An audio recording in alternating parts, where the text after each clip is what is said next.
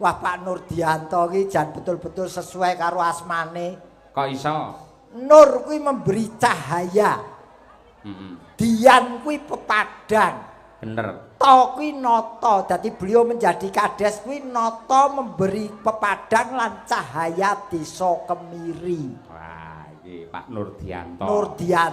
Nurdianto. Nggih. Desane Kemiri. Apakah makna dari Kemiri? KEMIRI. Kaki kabupatene melu Ponorogo. Leres, nggih. Ewadene kadese Pak Nurdianto asmane. Betul. Masyarakate guyub rukun.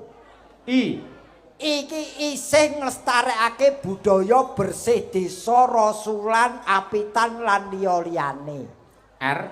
Rame kahanane bengi iki mergo gelar wayang kulit dalange Ki Cahya Kuntadi. Terakhir iki bengi ana garenge sing saka Semarang. Wah.